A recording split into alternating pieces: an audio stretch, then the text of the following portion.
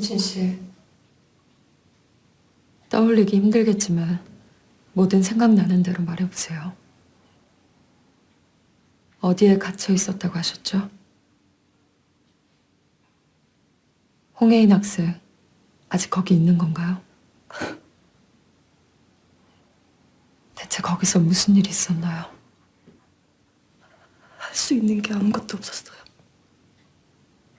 아무것도. 유진 씨는 지금 상상할 수 없을 만큼 힘든 일을 겪었어요. 거기서 무슨 일이 있었든지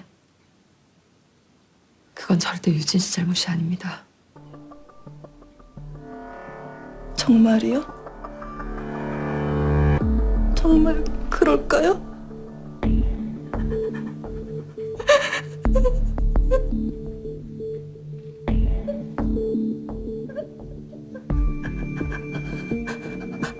선택. 우리 보고 선택을 하라 그랬어요. 한송이는 두려움 때문에 자신을 방어하고 있어. 사건에 대해 바로 묻지 말고 일상적인 대화부터 천천히 시작해. 네. 이게 어디 있는 겁니까? 왜 제대로 왜 사진을 거냐고요? 재임 취급하는 거예요, 왜? 선생님, 미치겠네 정말. 아니, 여보세요. 지금 잠깐만요. 여기요, 잠깐만요. 학생들이 발견된 골목에서 차 한 대가 발견됐는데 아무래도 범행에 이용된 차 같습니다.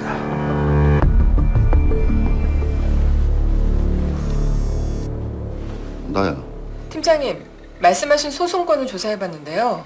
이유진 가족이 소유한 부동산 관련 소송 중 총 3건을 홍혜인 아버지 홍민석 씨가 담당했어요. 근데 딱히 이번 사건과 연결될 만한 사람은 없고요. 그냥 일반적인 민사소송들이에요. 우선 관계된 사람들 리스트 보내드리겠습니다. 알았어.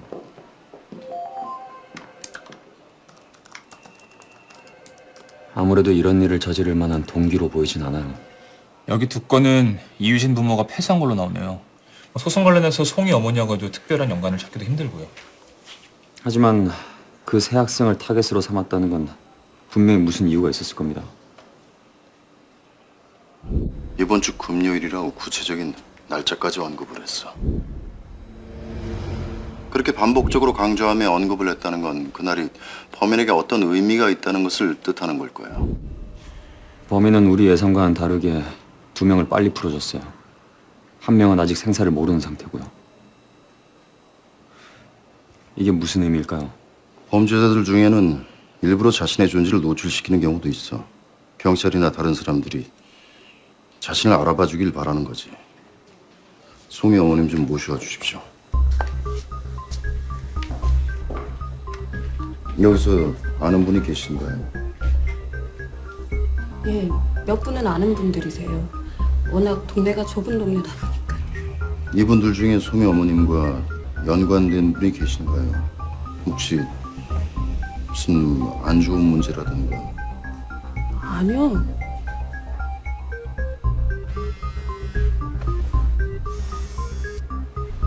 잠깐만. 팀장님, 뭔가 찾은 것 같아요. 제가 혹시나 해서 고소가 취하된 사건까지 좀 더 알아봤는데요. 몇 년 전에 고소를 했다가 취한 사람이 한 명 있더라고요.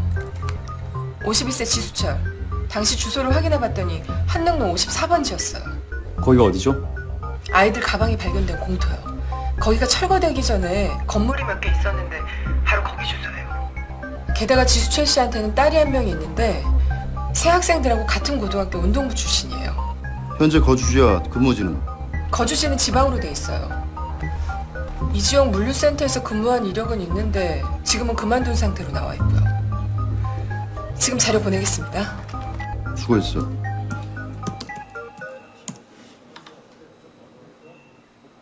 아는 분이십니까? 예, 연희 아버지시네요. 이 동네에 살다가 몇 년 전에 이사 갔어요. 이분과 관련해서 기억이 나는 게 있으십니까? 특별한 건... 이분 아니세요. 얼마나 순하고 여리신 분이신데요. 주위 사람들이 다 이 사람은 법 없이도 살 사람이라고. 왜 그러세요? 뭔가 걸리는 게 있으십니까? 예, 지금 생각난 건데요. 가게를 어떻게 관리했길래 정말 아유. 유진 아버지, 저희 형편 좀 봐주세요. 아니 저 하수도가 역류돼서 그런 건데 그걸 저희 보고 고치라고 하시면 저희 사정 잘 아시잖아요. 몇 주째 이렇게 장사도 못하고. 장사 못하는 게 우리 때문이에요? 아니 그런 게 아니라 같이 운동하는 자식들 부모라 그동안 얼마나 봐준지 알아?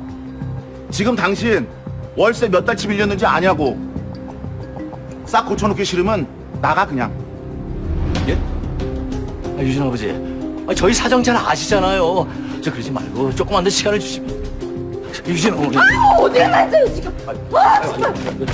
죄송합니다. 아이고 정말 구질구질하다. 아이. 우리 아빠한테 왜 그래요? 우리 아빠가 뭘 그렇게 잘못했는데요? 이 어린 게 어디다 눈을 불안해 이게.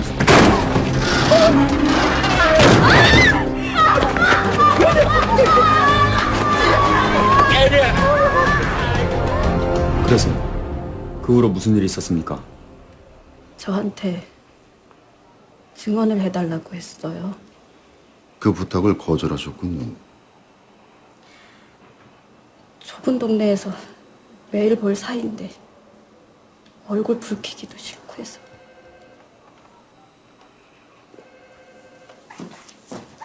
저 지수철, 현재 위치 파악하고 피해자를 강구할 만한 장소가 있나 알아봐줘.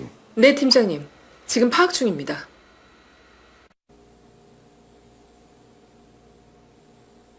송희 씨, 중학교 때까진 육상 선수였다면서요?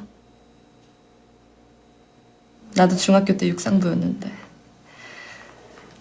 매일 새벽에 일어나고 아침마다 트랙 10바퀴씩 돌고. 그쵸?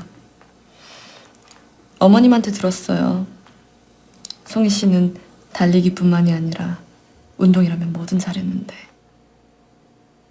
딸이 새까맣게 타는 게 싫어서 수영하라 그랬다고.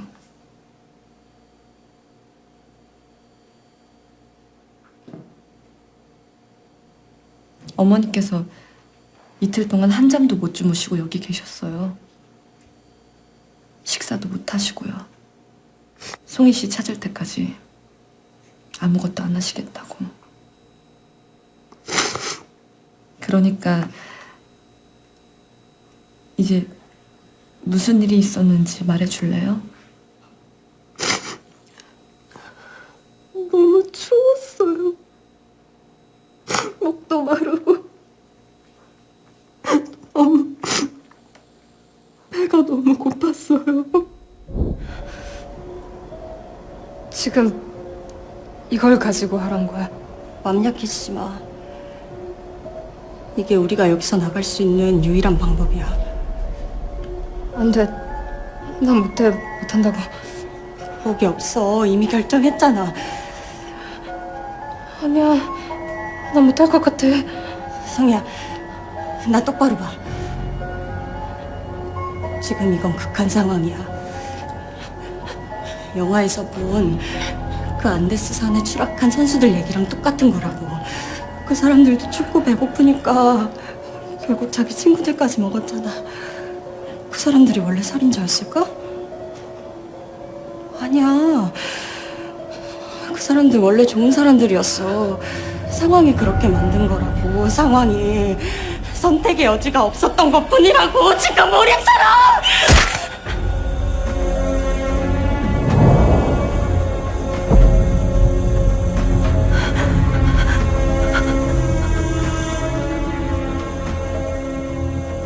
그래서 홍혜인 학생을 죽인 거야.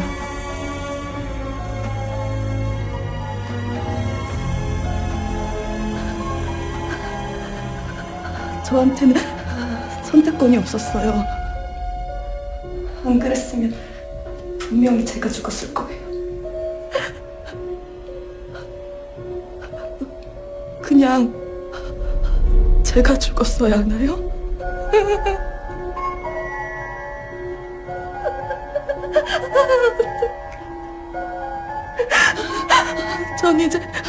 저는 어떻게 되는 거예요?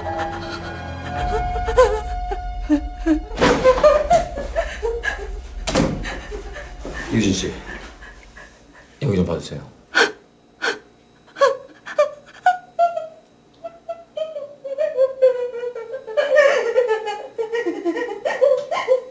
사 년 전 당시 지수철의 딸 지연이는 지역신문에도 소개가 됐던 수영 유망주였어요.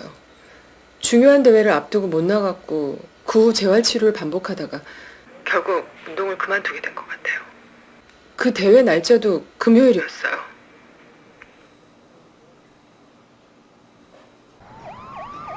이 지역 특산물이었던 석류를 주로 보관하던 곳입니다. 현재는 수확이 줄면서 문 닫은 지는 꽤 됐고요.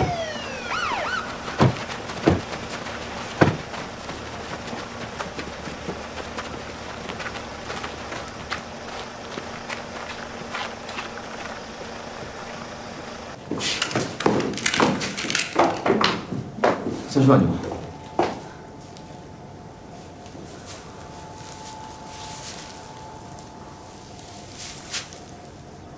지수철, 일어나. 난 얘한테 아무 짓도 안 했어요. 일어나라니까. 난 여기 내려오지도 않았거든. 뭐 이미 얘기 들었겠지만 다 그들이 한 짓이야. 내가 한 거라고는 걔들이 실제로 어떤 인간인지 알려준 것 뿐이라고.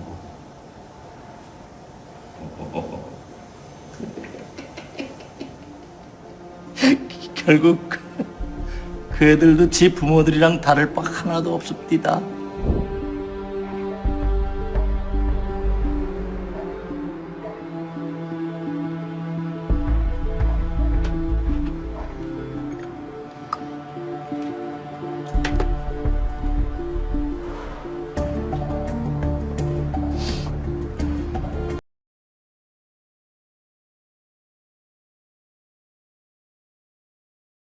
송여머니 그날 보셨죠? 유진이 아버지가 우리 연희 미친 거. 그런데 혜인이 아버지가 와서는 우리 연희가 먼저 대들었다고 소송 걸어봐야 아무 소용이 없다고 그러는 거예요. 아니 이게 말이 됩니까?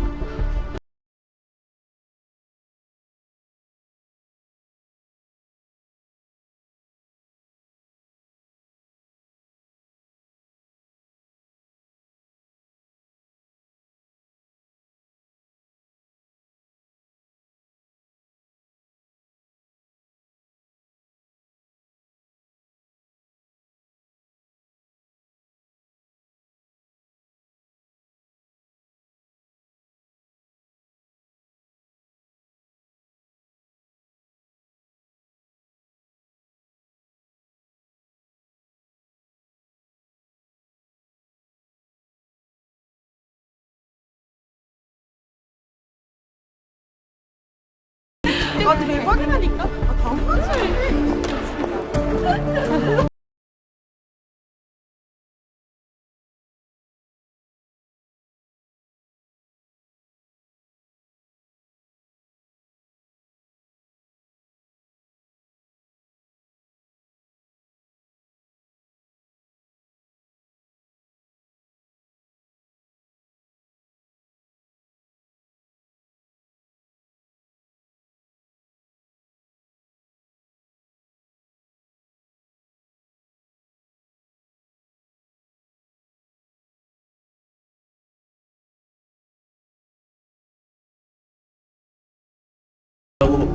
한 사람의 인생이 어떻게 망가져도 아무도 신경 쓰지 않아.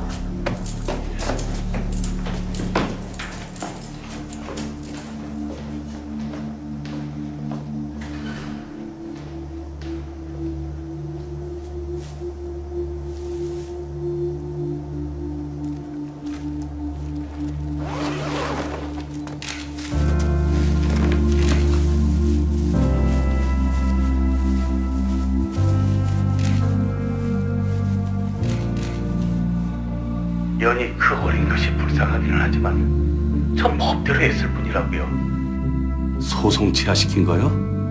다 연희 아버지를 위한 거였습니다. 해봐야 뻔한 사건을 뭐하러. 근데 지금 이게 뭔 상관입니까? 우리 혜인이 혜인이 찾았냐고요? 아니, 그건 그냥 단순한 사고였습니다. 아, 그때 그 애가 이렇게 갑자기 훅 달려들 줄 누가 알았겠어요? 아, 우리도 손해가 커요. 아, 그래서 그때 그냥 괜히 신경 쓰여가지고 그 밀린 2달치 월세 안 받고 그냥 내보냈다니까요. 아, 근데 이런 쓰잘데기 없는 얘기는 왜 묻는 겁니까 도대체? 그리고 우리 유진이는 왜 안 내보내주는 거예요? 그 혹시 애한테 뭐 이상한 거 묻고 뭐 그러는 거 아닙니까? 예? 유진 아버지가 연희를 밀치는 걸 보긴 했어요. 처음엔 그런 일에 끼었다가 난감한 일 생길까 했었는데 솔직히 나중엔 그런 생각이 들더라고요. 연희만 없으면 우리 송이가 대회에 나갈 수 있을 텐데.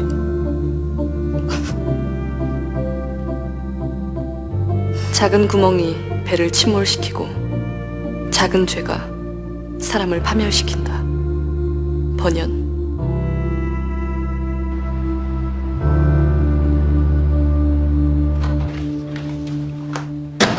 자, 여러분! 내일 토요일 낮에 우리 간만에 대동단계 콜! 어때? 전 내일 엄마한테 가는 날인데요. 미안해요. 나 지금 브리핑 나가야 돼. 현준 씨, 그럼 우리는 죄송한데 저도 선약이 있어서.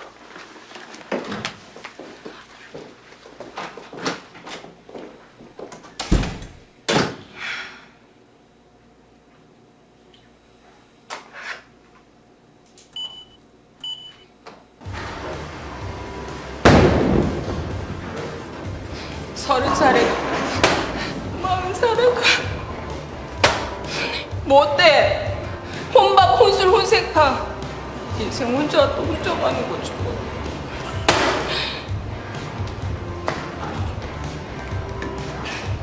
거기 외롭게 칵테일 만드시는 아름다운 숙녀분. 생일 축하합니다. 생일 축하합니다. 사랑하는 나라와 생일 축하합니다. 축하해요. 다 불어요. 불고 나면 기다리는 선물이 나올 거예요. 정말요? 미안, 늦었지? 이거 어떤 멋진 분이 전해드리래요.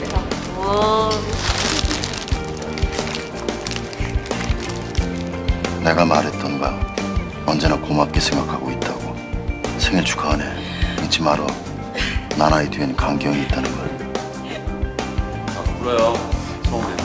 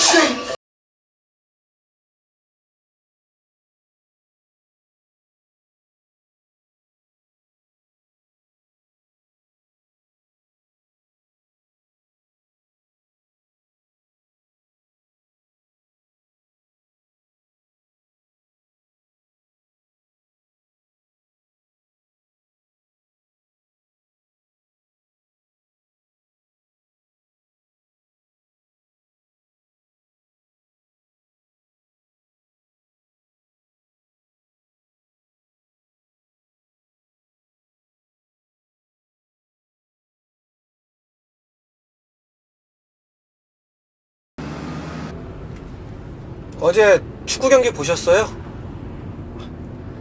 축구 선수를 실력으로 뽑아야지 학연, 지연 이런 걸 아주 싹 다 갈아엎지 않는 이상 한국 축구는 안 될 겁니다. 어제 경기도 혹시나 했는데 감독이 뭐 전술을 바꾼다더니 전후반 내내 볼 컨트롤, 패스, 슛은커녕 에휴.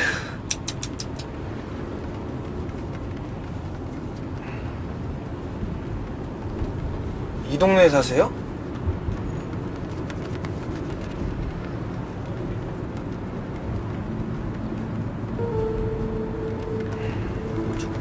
며칠 전일이라서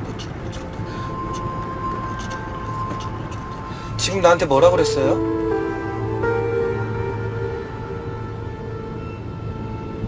뭐라 그러는 거야? 기분 나쁘게.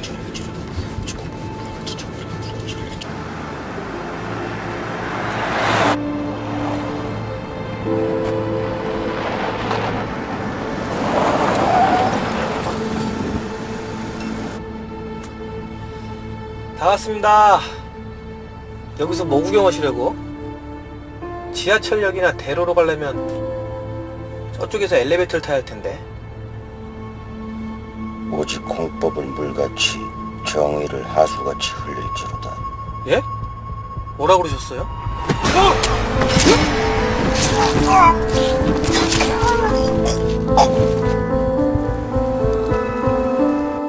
이현재 41세. 오늘 새벽 9월대교 아래 본인 소유 택시 안에서 살해된 채로 발견됐습니다. 사인은 날카로운 예기에 의한 목 부분의 깊은 절상, 그에 따른 과다출혈로 사망한 것으로 확인됐습니다. 좀 특이한 점이 있는데요. 저기 귀 안쪽에 돌멩이 같은 것이 깊숙이 박혀 있어요. 자세히 보시면 손잡이가 부러진 게 보이시죠?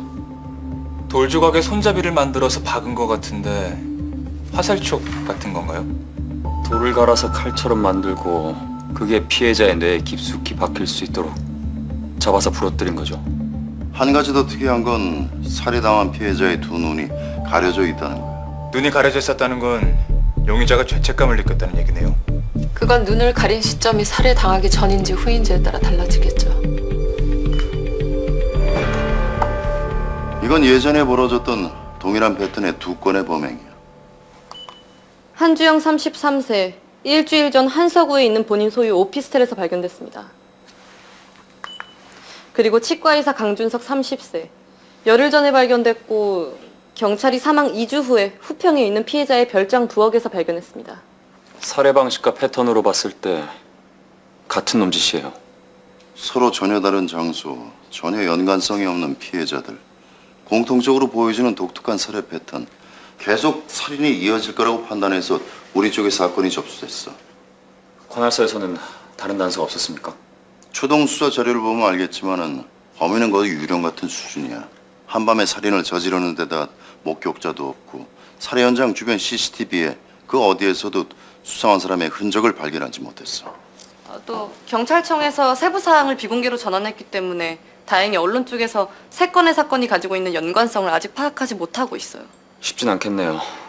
뚜렷한 피해자 유형 없이 무차별적으로 살인을 저지르는 범인을 프로파일링하는 건 가장 어려운 일이니까요. 야, 선우하고 현준이는 그 전 피해자들 집을 살펴보고 관할서에서 합류하는 걸로 하지. 예, 알겠습니다. 공격적인 성향을 보이는 범행 패턴의 경우 주로 범인이 20, 30대 남자일 경우가 많아요. 외딴 곳이긴 하지만 범인은 도심 한복판에서 살인을 했어요. 아무런 흔적도 남기지 않았다는 건 범인 지능이 상당히 높다는 거죠. 예, 즉흥적인 것처럼 보이지만 오히려 계획적인 살인에 가까워요. 범인은 살인용 도구를 들고 다녔어요. 눈 가리개나 칼 같은 범행 도구를 범행 때마다 같은 방식으로 사용했고요. 범인이 피해자의 눈을 가렸다는 건 두 가지 의미로 볼 수 있어. 범인이 살인에 대한 확신이 없거나 자신의 정체를 숨기려는 의도겠죠. 택시를 운전한 건 피해자가 맞을 거야. 초동 수사에서도 택시에선 범인으로 보이는 사람의 지문은 발견되지 않았어요.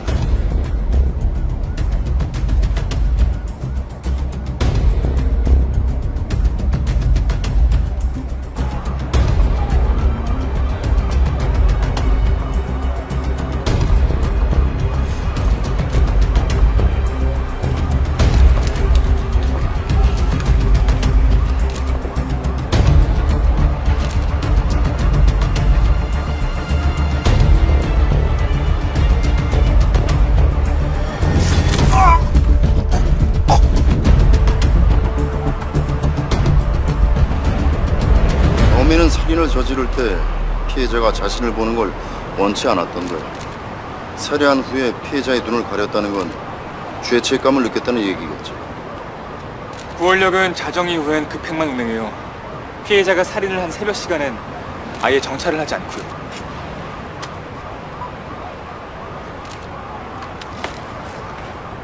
택시기사가 마지막으로 손님을 태운 곳이 영산동이라는 기록이 나와 있어요. 영산동은 경기 서쪽에서 넘어오는 진입구예요. 거기에 유명한 기사식당 골목이 있습니다. 기사들이 항상 야간 근무를 시작하기 전에 거기에 들려서 끼니를 때우곤 하죠. 그렇다면 범인이 피해자 택시를 어떻게 골라탔는지 설명이 되네요. 철저하게 준비하고 이 상황을 계획한 거야.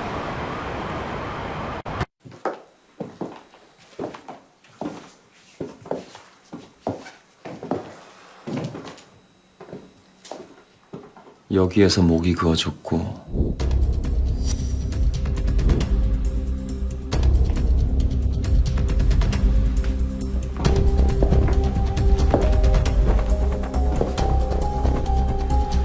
여기에서 귀에 돌깔이 꽂혔어.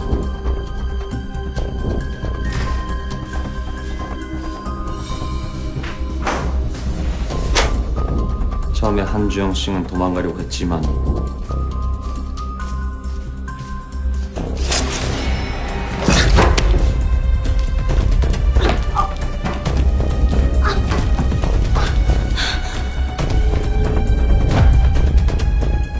바로 붙잡혔겠죠. 그리고 여기에 쓰러진 거고요.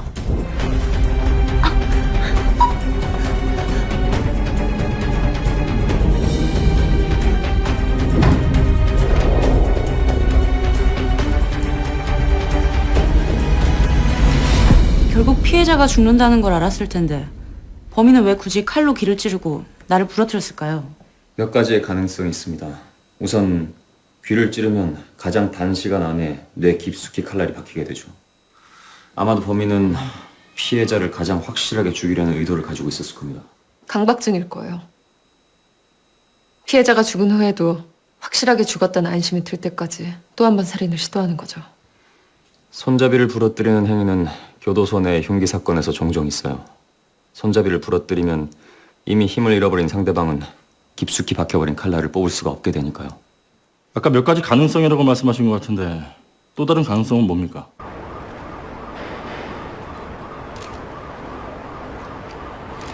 실제로 미국의 유명한 연쇄살인범 로렌스 피테커와 로이 노리스는 어른 송곳을 피해자들 머리에 박고선 손잡이를 부러뜨렸어요. 그 뒤로 몇 번 비슷한 형태의 모방 범죄들이 일어났고요. 그럼 지금 외국의 연쇄살인범 흉내를 내고 있다는 겁니까? 아직은 판단할 수 없습니다. 분명한 건 범인이 일반적이지 않은 복합적인 형태의 프로파일을 가지고 있다는 겁니다. 저기 프로파일이 정말 소용있긴 한 겁니까? 프로파일은 용의자들을 축소하기 위한 시작에 불과합니다. 가령 범인이 피해자를 먼저 칼로 찔렀다는 건 상황을 보다 더 빠르고 효과적으로 통제하고 싶어 했다는 걸 나타냅니다. 이 사건의 범인은 피해자들을 힘으로 통제할 수 없다고 생각했을 거예요. 이런 끔찍한 살해 형태를 볼 때 가장 손쉽게 내릴 수 있는 착각은 범인이 힘이 세고 체격이 큰 남성일 거라는 거죠. 프로파일은 그런 오류를 반증해주고 또 다른 가능성을 열어줍니다. 쉽게 말하면 범인은 육체적인 문제가 있고 왜소한 체격을 가지고 있으며 자신감이 결여된 사람일 확률이 높다는 얘기입니다. 그래서 프로파일의 결론은 뭡니까? 부영사 말씀하시는데. 아니 괜찮습니다. 물론 답답하실 겁니다. 프로파일로 범인을 도출해낸다는 건 시간도 많이 걸리는 일이니까요. 하지만 이것만은 분명합니다. 이번 사건은 치밀하게 준비된 계획살인이라는 점입니다. 살인 형태로 볼 때 범인은 지나치게 통제되어 있습니다. 지금까지 범인이 보여준 패턴으로 봐서 범인은 피해자들에게 사형을 구형한 것 같은 처형 방식이 엿보입니다. 보통 이런 연쇄살인에서 나타나는 표시들은 그 누구도 흉내낼 수 없는 자신만의 시그니처예요. 그런 의미에서 볼 때 우리가 찾고 있는 범인은 자기가 가지고 있는 내적 욕구를 충족하기 위해서 살인을 하는 걸로 보이고요. 본인의 환상이 실현될 때까지 살인은 계속될 거예요. 다시 말해서 범인은 검거되기 전까지는 절대 살인을 멈추지 않을 거라는 얘기죠. 이제부터 범죄 현장에 관한 세부 사항은 절대적으로 보안을 지켜주셔야 합니다. 이 시간 이후로 NCI에 긴급 수사본부를 설치합니다. 범인의 빠른 검거를 위해 협조 부탁드립니다. 네. 지금까지 우리의 프로파일이 맞다면 범인은 그동안 우리가 봐왔던 연쇄살인범보다 더한 공포의 대상이 될 겁니다.